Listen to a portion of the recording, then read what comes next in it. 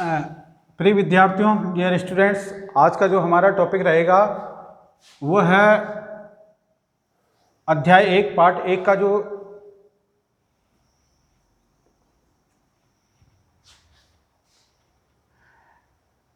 Dear students, Shukla sir की class में आपका स्वागत है। आज का जो हमारा टॉपिक है वो है अम्ल क्षार सूचक, एसिड बेस इंडिकेटर। इसके बारे में आज हम पढ़ेंगे और ये हमारे पाठ नंबर 2 जिसका कि नाम है अम्ल क्षार लवण, इससे लिया गया है। इसमें कल का जो हमारा टॉपिक था वो हमने पढ़ा था अम्ल और क्षार के बारे में, कि अम्ल किसे कहते हैं, क्षार किसे कहते हैं, अम्ल के कौन कौन से गुण होते हैं, क्षार के गुण होते हैं और अम्ल क्षार में क्या अंतर होते हैं। आज का हमारा जो टॉपिक है वह है अम्ल क्षार सूचक। तो संसार में कई प्रकार के पदार्थ होते हैं। देखिए, हम संसार में 3 प्रकार के पदार्थ होते हैं। सबसे पहले है अम्लीय पदार्थ, दूसरा है क्षारीय पदार्थ, तीसरा है उदासीन। तो हम अम्लीय पदार्थ की जो पीएच होती है वो 0 से 7 के बीच होती है, 7 से कम होती है। और पीएच क्षारीय पदार्थों की पीएच होती है वो 7 से अधिक और 14 के बीच में होती है। उदासीन की पीएच 7 होती है। देखिए, हम अम्लीय पदार्थ कौन कौन से होते हैं, हमने जो जनरली जो पढ़ा था, अम्लीय पदार्थ वे पदार्थ होते हैं जो स्वाद में खट्टे होते हैं, जैसे कि नींबू है, संतरा है। इनमें अम्लता पाई जाती है। और जो क्षारीय पदार्थ स्वाद में कड़वे कसेले होते हैं, जैसे कि करेला, नीम, रीठा वगैरह। उदासीन पदार्थ ऐसे होते हैं ना तो अम्लीय होते हैं ना खट्टे होते हैं, जैसे कि आंसू जल, डिस्टिल वाटर बोलते हैं इनको। अब संसार में कई सारे पदार्थ होते हैं, जैसे कि हम पदार्थों के नाम लें, जैसे कि तेल, पेट्रोल, डीजल। इसके बाद कई प्रकार के फ्रूट्स, आम, केला, अमरूद। और हमारे घर में और भी बहुत सारी चीज़ पाई जाती है, जैसे कि सब्जियों के नाम बात करें, आलू, टमाटर, बैंगन, भट्टा, गोभी, या और भी कई प्रकार की मिट्टी या जो भी संसार में पदार्थ हैं उनकी प्रकृति अम्लीय है या क्षारीय है, हमें कैसे पता चलेगा। तो इसका एक सीधा सा उत्तर आता है हमारे पास, बिल्कुल सीधा तरीका आता है कि भाई स्वाद से पता चल जाएगा। मानते हैं स्वाद से पता चल जाता है, लेकिन क्या हम हर पदार्थ को टेस्ट कर सकते हैं क्या? जैसे कि हमसे कहा जाए कि मिट्टी का स्वाद कैसे, मिट्टी अम्लीय है क्षारीय है, तो क्या हम उसको टेस्ट करेंगे क्या? चलो उसको भी, हम मिट्टी को भी चलो टेस्ट कर लेते हैं। तो बहुत सारे ऐसे हानिकारक पदार्थ होते हैं, जैसे कि पेस्टिसाइड है, इंसेक्टिसाइड है, बहुत सारे और केमिकल रसायन हैं, हानिकारक रसायन है, उनकी प्रकृति का पता हम नहीं कर सकते हैं। जैसे कि तेजाब है, मान लो तेजाब अम्लीय क्षारीय, आपको कैसे पता चलेगा? तो इनका पता लगाने के लिए कोई पदार्थ अम्लीय है या कोई पदार्थ क्षारीय है, इसका पता लगाने के लिए हम किसको काम में लेते हैं? अम्ल क्षार इंडिकेटर। इसका नाम ही इंडिकेटर है, ये बताता है, इंडिकेट करता है कि ये अम्ल है, ये क्षार है। आई थिंक समझ में आ गया होगा। तो अम्ल क्षार इंडिकेटर किसे कहते हैं, ये हमारे एग्जाम में एक जनरली प्रश्न पूछा जाता है। तो इसका उत्तर है कि वे पदार्थ जो किसी पदार्थ की अम्लीयता और क्षारीयता का पता लगाएं उसे अम्ल क्षार इंडिकेटर कहते हैं। अगला हमारा प्रश्न आता है कि अम्ल क्षार इंडिकेटर कितने प्रकार के होते हैं, इनके प्रकार। तो इसका बड़ा सिंपल आंसर है कि ये 2 प्रकार के होते हैं। एक तो होता है प्राकृतिक, दूसरे होते हैं संश्लेषित।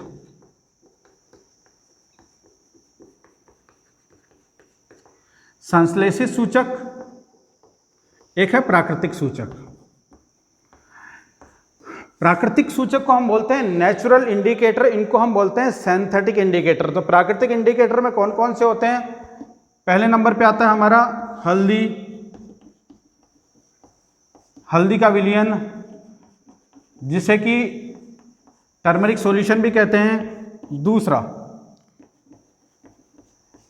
लिटमस पत्र, तीसरा है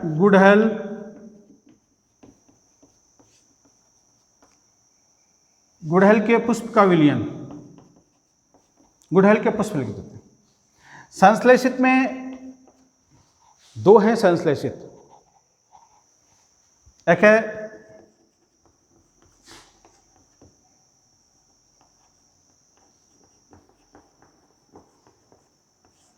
है फिनोप्थिलीन, दूसरा है मैथिल ऑरेंज।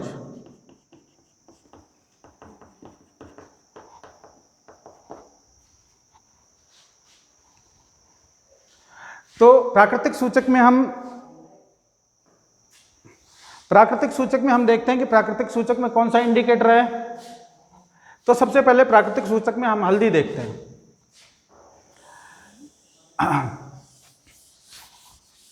एक बार हम संश्लेषित सूचक को फिर वापस देख लेते हैं, कौन कौन से संश्लेषित सूचक। एक है फिनोप्थिलीन, दूसरा है मैथिल ऑरेंज। इनको संश्लेषित क्यों कहा जाता है? क्योंकि इनको संश्लेषित इसलिए कहा जाता है क्योंकि ये वैज्ञानिकों ने प्रयोगशालाओं में बनाए हैं, इसलिए इनको संश्लेषित कहा जाता है। इधर वाले को प्राकृतिक क्यों कहा जाता था?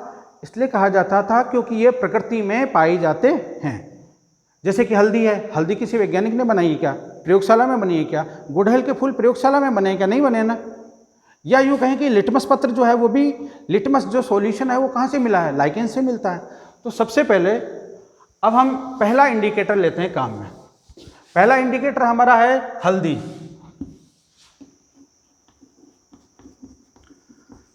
हल्दी हम सभी के घरों में काम में आती है, सब्जी में डालने के काम में आती है। तो हल्दी एक इंडिकेटर के तौर पे काम करती है। क्या काम करते हैं हम हल्दी में? क्या ये जो हमारी कोई प्रयोगशाला, ये टेस्ट ट्यूब है, इस टेस्ट ट्यूब में आप जल भर लीजिए और जल भर के इसमें हल्दी मिला दीजिए। हल्दी मिला करके अच्छे से इसको हिला दीजिए तो हल्दी का विलयन बन जाएगा और इसको आप छान लो। तो अब आपसे प्रश्न ये है कि ये कैसे रंग का होगा? बेसिक बिल्कुल आंसर है कि कैसे रंग का होगा? पीले रंग का होगा ना। तो कैसे रंग का होगा? पीले रंग का। अब देखो, अब इसमें दो चीज़ें आपको डालनी है। ये दो परखनली ले लें, एक परखनली ये ले लें, दूसरी परखनली ये ले लें। दोनों में आप क्या काम करते थे? हल्दी का विलयन, टर्मरिक सॉल्यूशन इसमें भर लो। इसमें भी भर लिया और इसमें भी भर लिया, दोनों में हल्दी का विलयन। अब हाँ, तो इसमें क्या है कि A, B, इसमें आप अम्ल डालो, दूसरे वाले में आप डालना क्षार। अम्ल का मतलब होता है, आपके घर में यदि कोई अम्ल नहीं हो तो नींबू डाल लेना, नींबू डाल दो। क्षार का मतलब होता है आपके घर में चूना होता होगा, चूना, या चूना नहीं हो तो साबुन डाल लेना, साबुन का घोल डालेंगे आप। तो आप क्या देखते हैं? अम्ल डालने पर हल्दी का जो पीला रंग है वो कैसा रहता है? पीला ही रहता है, नो चेंज। लेकिन इसमें क्षारीय पदार्थ डालने पर इसका पीला रंग किसमें बदल जाता है? लाल में, बिल्कुल। तो हल्दी एक अम्ल क्षार इंडिकेटर के तौर पे काम में आती है। ये अम्ल के साथ जो पीला रंग है, पीला रंग ही बना रहता है, कोई अभिक्रिया नहीं करती है। लेकिन क्षार के साथ अभिक्रिया करके कौन से रंग प्रोड्यूस करती है? लाल रंग। इसके एग्जाम्पल आपको बताते हैं, एक दो एग्जाम्पल और हैं। जैसे कि आपने कभी देखा होगा कि आपके जो कपड़े हैं, कपड़े पर कभी खाना खाते हुए या सब्जी के दाग लग जाते हैं। सब्जी के दाग लगने के बाद उस पर सब्जी में हल्दी होती है तो वो पीले पीले लग जाते हैं। जब कभी उन कपड़ों को आप साबुन लगा करके धोना तो पीला रंग वहाँ पर कैसा हो जाता है? लाल हो जाता है। अब लाल क्यों हुआ? वो पीला तो डब्बा पड़ा हुआ था सब्जी का, वो लाल क्यों हुआ? लाल होने का कारण यह है कि उसने किसके साथ क्रिया की? साबुन के साथ क्रिया की। साबुन का मतलब होता है क्षार के साथ क्रिया की। क्षार के साथ क्रिया करने की वजह से ये कैसा रंग का हो गया? लाल हो गया। कभी कभी आपने पूजा की थाली देखी होगी। पूजा की थाली में क्या होता है कि जब हमारे घरों में हवन पूजन वगैरह होता है तो हल्दी में हल्दी का तिलक लगाया जाता है। तो हल्दी में थोड़ा चूना भी मिला दिया जाता है, हल्दी और इसमें मिला दिया जाता है चूना। तो हल्दी चूना मिलाते इसका रंग कैसा हो जाता है? लाल रंग हो जाता है। तो अम्ल क्षार इंडिकेटर के तौर पे हल्दी काम में आती है। अब हमारा अगला इंडिकेटर है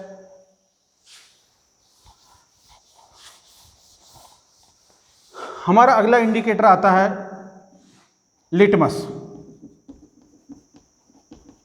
पत्र।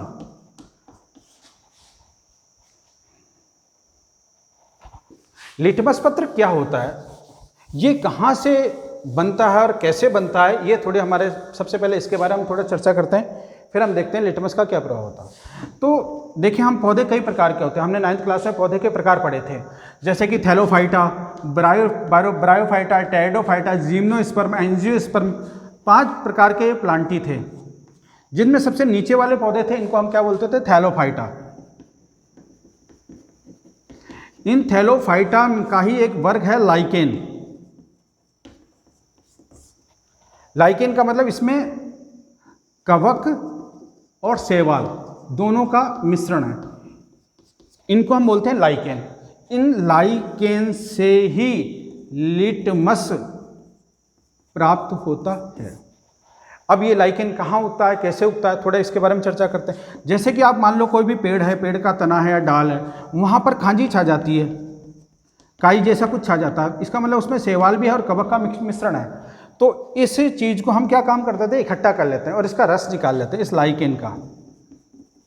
लाइकेन का रस निकाल लेते हैं, इकट्ठा करके इसको पीस करके क्रश करके इसका जूस निकाल लेते हैं। तो इसको हम क्या बोलते हैं, लिटमस विलियन। क्या बोलेंगे इसको, लिटमस विलियन, ये निकाला। ठीक है, अगला देखें। तो हमारे सामने पहला प्रश्न ये है कि भाई लिटमस कहाँ से प्राप्त किया जाता है। तो लिटमस प्राप्त किया जाता है लाइकेन से, लिटमस बनाया जाता है, लाइकेन से लिटमस प्राप्त किया जाता है।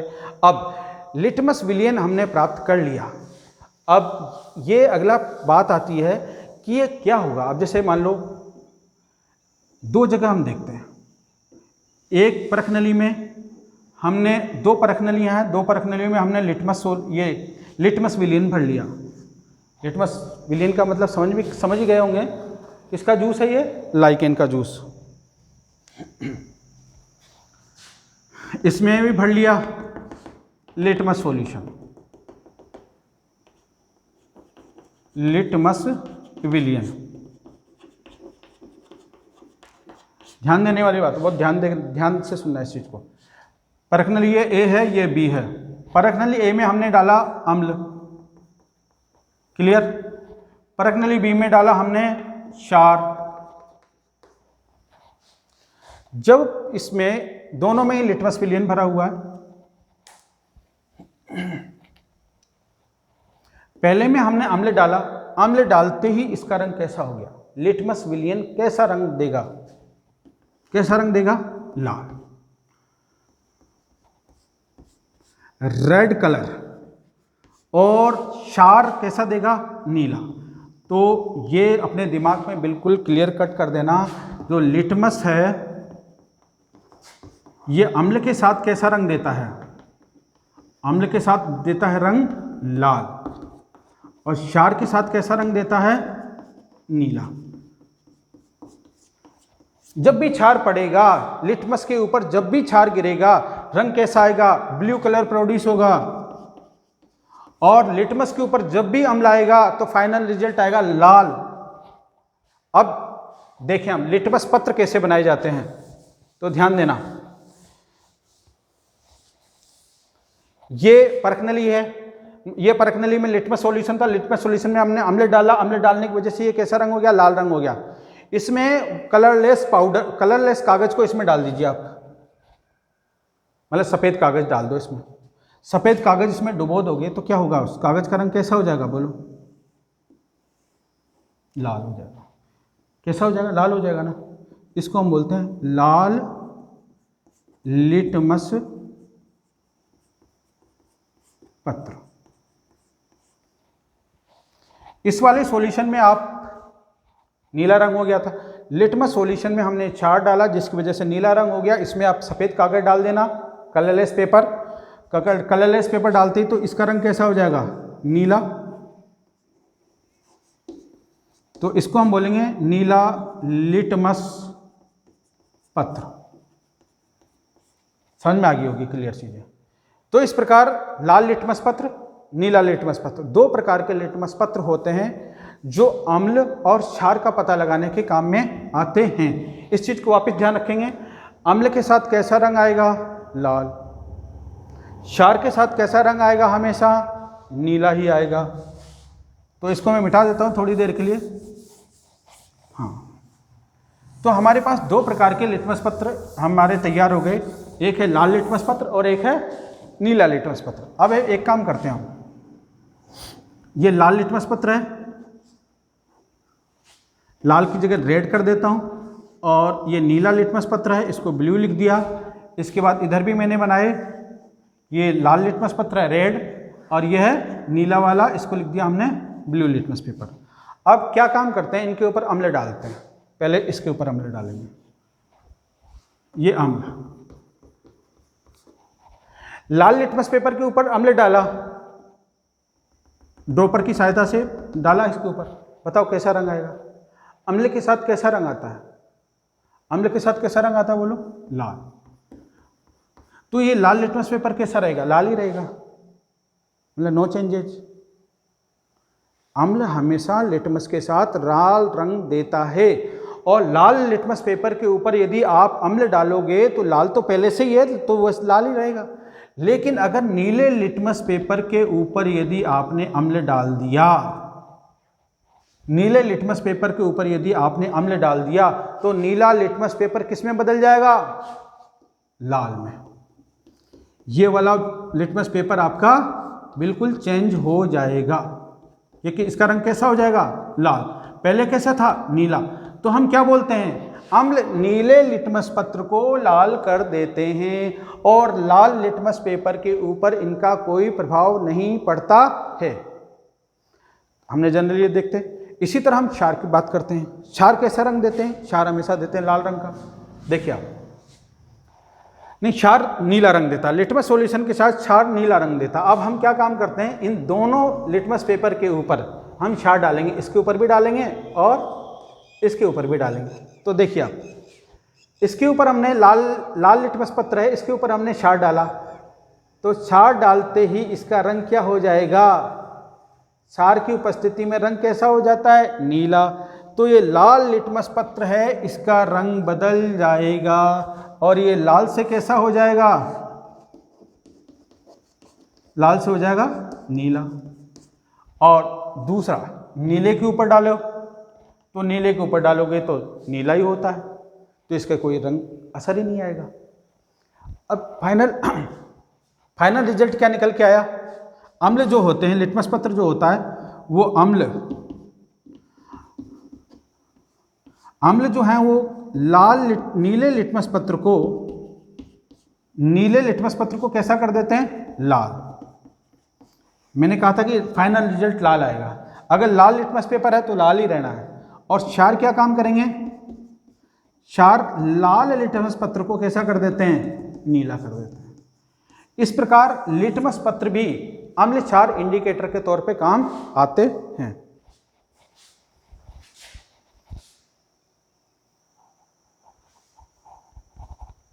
देखिए, हमने हल्दी के बारे में पढ़ लिया, लिटमस पत्र के बारे में पढ़ लिया। अब हमारा जो तीसरा आ रहा है वो आ रहा है गुड़हल के फूल। गुड़हल के फूल तो आपने देखे ही होंगे सबने। गुड़हल के फूल किस रंग के होते हैं? लाल रंग के होते हैं। अब इन लाल रंग के जो फूल होते हैं, इनको क्या काम करते हैं? इकट्ठा करके इनको पीस लिया जाता है। इनका पीसने के बाद इनका रस निकाला जाता है।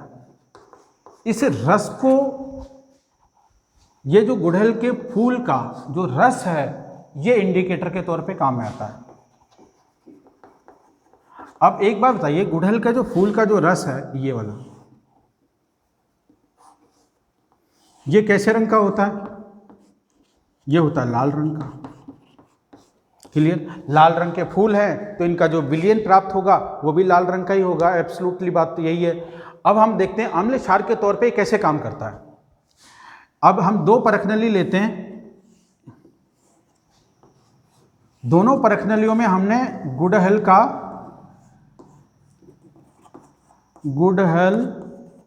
के जो पुष्प है उनका के पुष्प का रस, पुष्प का जो सॉल्यूशन है वो हमने इसमें भर लिया। ठीक है। अब हम एक में अम्ल मिलाएंगे, एक में क्षार मिलाएंगे। अम्लीय पदार्थ हमने पढ़े भी थे, जैसे कि हाइड्रोक्लोरिक आम्ल, सल्फ्यूरिक आम्ल, नाइट्रिक आम्ल, एसिटिक आम्ल, है ना, नींबू में भी होते हैं। और क्षारीय पदार्थ के भी हमने पढ़ा था, जैसे कि बहुत सारे पदार्थ होते हैं क्षारीय, जैसे कि चूना है, साबुन है आपका। अब हम देखें, मिला के देखते हैं। इसमें अम्ल मिलाते हैं और इसमें क्या मिलाते हैं हम? क्षार। देखिए क्या फर्क पड़ता है। अगर इसमें अम्ल मिलाया तो रंग हो जाएगा आपका लाल से, पहले लाल इसमें भी है, इसमें भी लाल है, दोनों में लाल भरा हुआ है, क्योंकि गुड़हल के पुष्प का रंग लाल होता है तो उनके विलीन का रंग भी लाल होता है। आप देखो इसमें अम्ल मिलाते हैं, इसका रंग कैसा हो जाएगा? लाल से गुलाबी, पिंक कलर हो जाएगा, हल्का लाल हो जाएगा, पिंक कलर में कन्वर्ट हो जाएगा। एक दूसरी बात, क्षार मिलाते ही ये कैसा रंग प्रोड्यूस करेगा? हरा। तो इंडिकेटर के तौर पर बिल्कुल फिक्स है। गुड़हल के पुष्प अम्ल के साथ कैसा कलर देते हैं? गुलाबी रंग। और क्षार के साथ कैसा रंग देते हैं? हरा रंग। तो ये तो हमारे प्राकृतिक सूचक थे जिस तीन के बारे में हमने पढ़ा, हल्दी, लिटमस पत्र और गुड़हल। अब हम पढ़ने वाले हैं संश्लेषित। क्लियर हो गया? एक बार दोबारा रिपीट कर लेते हैं। ये गुड़हल के जो पुष्प हैं अम्ल के साथ तो गुलाबी रंग देते हैं और क्षार के साथ कैसा रंग देते हैं? हरा रंग देते हैं। ठीक है, याद रखना इस चीज को।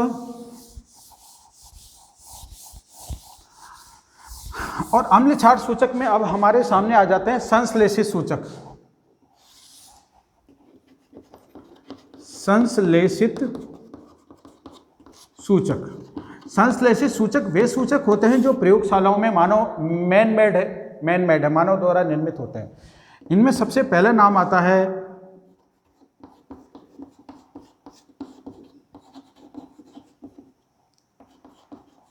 फिनोप्थलीन का, एक, और दूसरा एक तो फिनोप्थलीन, और यहां पर हम पढ़ते हैं मैथिल ऑरेंज।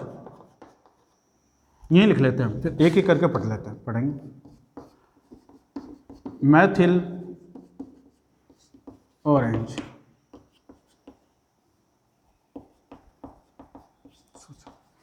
यह प्रश्न परीक्षा में पूछा जाता है, किन्हीं दो संश्लेषित सूचकों के नाम बताइए, तो तुरंत लिख देना फिनोप्थलीन सूचक, मैथिल ऑरेंज सूचक। किन्हीं दो प्राकृतिक सूचकों के नाम बता देना, लिटमस पत्र, गुड़हल के फूल या हल्दी, जो भी लिखना चाहे लिख देना। तो हम फिनोप्थलीन की देखते हैं, फिनोप्थलीन कैसा कलर प्रोड्यूस करता है। देखिए आप,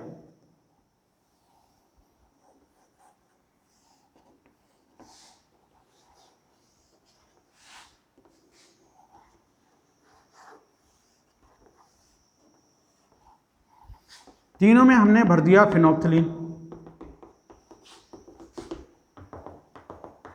और फिनोप्थलीन का रंग होता है कलरलेस, रंगहीन, पानी जैसा होता है, बिल्कुल कलरलेस होता है, कोई रंग नहीं होता है। ठीक है, इसमें हमने क्या भर दिया? फिनोप्थलीन। ठीक है, इसमें भी वही रंगहीन है, फिनोप्थलीन भर दिया, इसमें भी फिनोप्थलीन भर दिया, तीनों में फिनोप्थलीन भर दिया, कलरलेस सॉल्यूशन है। एक में हम अम्ल डालेंगे, एक में हम क्षार डालेंगे, देखते हैं क्या होता है। अम्ल डालने पर इसका रंग कैसा होगा? पहले कैसा था? रंगहीन, अब कैसा रहेगा? रंगहीन, मतलब नो चेंज, कोई बदलाव नहीं होता है, वैसा का वैसा ही रहता अम्ल के साथ।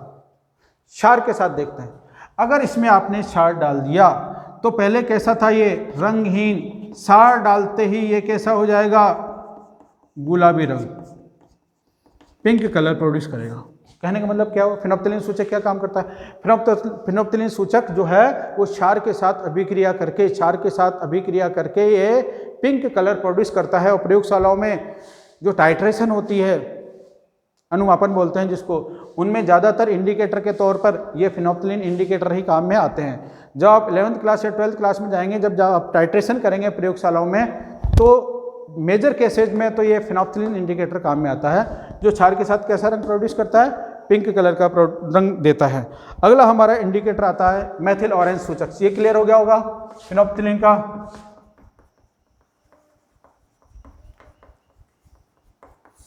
क्लियर? आगे अब हम देखते हैं मैथिल ऑरेंज का।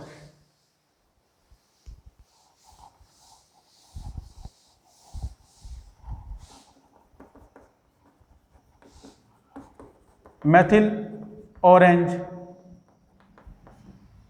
सूचक। जैसा इसका नाम है ऑरेंज, तो ये कैसे कलर का होता है? ऑरेंज कलर का होता है। तो वही 3 परख नली लेते हैं। एक परख नली में, तीनों परख नली में हम मैथिल ऑरेंज इंडिकेटर ले लें।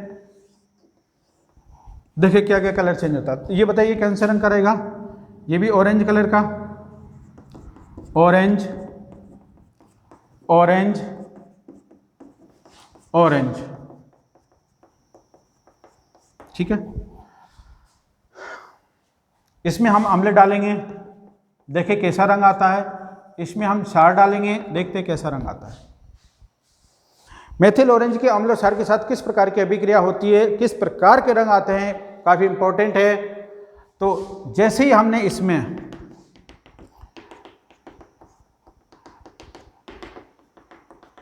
अम्ल डाला, या अम्ल में इसको डालो या इसको अम्ल में डालो, एक ही बात है। तो हम क्या काम करते हैं, जैसे इसमें अम्ल डालते हैं तो इसका रंग कैसा हो जाता है? चटक लाल। अगर लाल हो जाए, ऑरेंज से लाल हो जाए, तो पदार्थ कैसा होता है? अम्लीय। क्लियर? अगर मेथिल ऑरेंज इंडिकेटर में यदि क्षार डाला जाए तो इसका रंग कैसा हो जाता है? हरा। इसका मतलब यह है कि मेथिल ऑरेंज जो सूचक है वो क्षार के साथ कैसा रंग देता है? हरा। अम्ल के साथ कैसा रंग देता है? लाल। अगर मान लो कोई उदासीन होता, उदासीन जैसे पानी में डाल दो, तो पानी में कैसा रहेगा? उदासीन में तो ऑरेंज कलर ही रहेगा, कोई चेंजेस नहीं होगा। तो अभी तक जो हमने क्या क्या पढ़ा, थोड़ा एक बार ब्रीफली रिवीजन देख लेते हैं हम सभी का।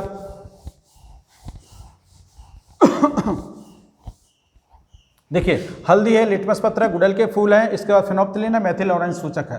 सब काम देखते हैं। सबसे पहले हल्दी, इधर हमारा अम्ल है, इधर अम्ल, यहाँ पर क्षार, इधर हमारे इंडिकेटर हैं हल्दी। हल्दी के अम्ल के साथ क्रिया होकर के कैसा रंग आता था? वही पीला ही रंग आता था। पीला था तो पीला ही आएगा। इसके बाद क्षार के साथ कैसा रंग आता था? लाल। दूसरा, गुड़हल के फूल। गुड़हल के फूल कैसे थे? लाल रंग के थे। ये अम्ल के साथ कैसा आता था? अम्ल के साथ इसका जो क्रिया होकर के यह गुलाबी बनता था। लाल से हल्का लाल गुलाबी रंग का हो जाता था। ये कैसा रंग देता था? क्षार के साथ क्रिया करके हरा रंग। इसके बाद लिटमस की बात करते हैं। लिटमस कैसा रंग? लिटमस अम्ल के साथ लाल देता है, मतलब नीले लिटमस पत्र को लाल करता है। फाइनल रिजल्ट लाल आता है। क्षार के साथ क्रिया करके क्या काम करता है? ये लाल लिटमस पेपर को नीला करता है, नीले लिटमस पेपर को नीला। तो कहने का मतलब क्षार के साथ क्रिया करके कैसा रंग देगा? फाइनली नीला। इसके बाद फेनोप्थिलीन पे आ जाओ। फेनोप्थिलीन को शॉर्ट में पीएच लिख देते हैं। अम्ल के साथ कैसा है? कलरलेस, रंगहीन, कोई रंग नहीं देगा। और क्षार के साथ कैसा रंग देगा? ये गुलाबी रंग देगा। अगर हम मेथिल ऑरेंज की बात करते हैं, मेथिल ऑरेंज इंडिकेटर कैसा रंग देगा? अभी थोड़ी देर पहले जस्ट पढ़ा था। अम्ल के साथ क्रिया करके कैसा देगा? चटक लाल।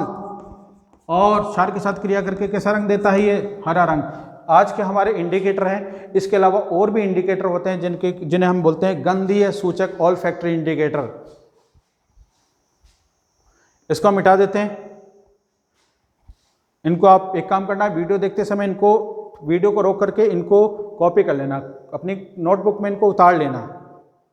तो यहाँ पर आपको इनका कलर चेंजेस भी याद रह जाएगा और हमारे प्राकृतिक सूचक और संश्लेषित सूचकों के नाम भी याद रह जाएंगे आपको। मिटाते हैं। हम पढ़ते हैं गंधीय सूचक।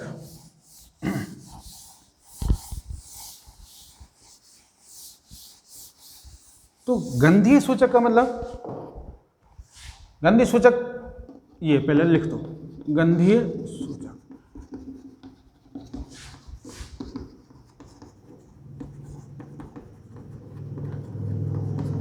ये देखो ऑल्फैक्टरी इंडिकेटर। सबसे पहले कांदे की बात करते हैं, प्याज, अनियन। दूसरा वनीला, तीसरा है लौंग का तेल। ये तीन हमारी किताब में दे रखे हैं, प्याज, वनीला, लौंग का तेल। ठीक है, हम थोड़ा एक एक्सपेरिमेंट करके देखते हैं। एक काम करना, एक प्लेट में कांदे काट लेना। कांदे का मतलब होता है प्याज, बारीक बारीक प्याज काट लेना। काट लिया आपने प्याज। प्याज काटने के बाद इन पे नींबू डालना, एक दो जगह आधे आधे कर लेना काट के, आधे इस प्लेट में आधे इस प्लेट में। एक पहली प्लेट में आप क्या काम करना, नींबू डालना। तो प्याज काटे थे तो प्याज की अपने आप में अलग खुशबू आती कि नहीं आती, अलग ही प्रकार की गंध आती है, अलग टाइप की गंध। सबने खाया होगा कांदा तो जाने चाहिए कांदान की कसान के पास आओ चाहे तो नींबू डाल जो। नींबू डालिया पाछे एक में तो नींबू डाल लीजो, दूसरा में कहीं से चूनो डाल दीजिए। चूनो थोड़ो चूना को पानी लेर ई में डाल दीजिए। ठीक है, चूना डाल दिया आपने, कैल्शियम हाइड्रोक्साइड चूना डाल दिया। एक में आपने अम्ल डाल दिया, दूसरे में आपने डाल दिया क्षार। थोड़ी देर बाद 5 मिनट बाद सूंघ जो, इसको सूंघना इधर वाली प्लेट को, तो आपको बास आएगी, कांदे की बास आएगी। आरिच कांदाइच। इसके बाद इस प्लेट को सूंघना जिसमें चूना डाला है, कांदे की बास गायब हो जाएगी। क्लियर? कहने का मतलब यह है कि जो प्याज है, अनियन है, ये भी एक सूचक का काम करता है। अम्ल के साथ क्रिया करके इनकी गंध नहीं उड़ती है और क्षार के साथ क्रिया करके इनकी गंध उड़ जाती है। वनीला आइसक्रीम में वनीला फ्लेवर आओ छे, मेरी सारी चुस्कियाँ आओ छे जेમાં वनीला फ्लेवर। ये आइसक्रीम, ये लो आइसक्रीम, ये ले आया आइसक्रीम, यहाँ ईमा पड़ी है आइसक्रीम, वनीला फ्लेवर से ईमा वनीला फ्लेवर, खुशबू आ रही है जोरदार। एक में डाल दीजिए अम्ल, एक में डाल दीजिए क्षार। देखा खुन की बास उड़े छे। अम्ल डालिया पाछे यहाँ की बास न उड़ा, वही खुशबू आती रहेगी, आहा। लेकिन क्षार डालने पर इसकी खुशबू उड़ जाती है, खत्म, गंध खत्म हो जाती है। ऐसे ही लौंग के तेल के साथ भी बिल्कुल ऐसा कैसा ही है। लौंग के तेल में बहुत एक पंजेंट ऑर्डर प्रोड्यूस होती है, अच्छी खासी खुशबू आती है, थोड़ी तीखी तीखी सी होती है। उस तीखी में यदि आप अम्ल डालेंगे तो उसकी गंध कायम रहेगी, वही वैसी की वैसी रहेगी, लेकिन क्षार डालते ही उसकी गंध गायब हो जाती है। तो गंधीय सूचक किसे कहते हैं? जो गंध के द्वारा, अपनी खुशबू के द्वारा अम्ल क्षार का पता लगाए, उन्हें हम गंधीय सूचक कहते हैं। गंधीय सूचकों के नाम बताइए। तो भैया प्याज है, वनीला एसेंस है, तीसरा है लौंग का तेल है। इनमें तीनों में अपनी अपनी एक प्रकार की खुशबू आती है, एसेंस आता है। यदि एसेंस गायब होती है तो क्षारीय पदार्थ है, यदि एसेंस बनी रहती है तो अम्लीय पदार्थ है। इस प्रकार हम अम्ल क्षार इनके बारे में, कौन अम्ल पदार्थ है कौन क्षारीय पदार्थ है, इसकी हमें जानकारी सूचकों के माध्यम से मिलती है। धन्यवाद स्टूडेंट्स। अब हम पढ़ते हैं, अब हमारा जो अगला क्लास रहेगी इसी चैप्टर का आगे वाला सेक्शन हम लेंगे। मिलते हैं नेक्स्ट क्लास में। Thank you.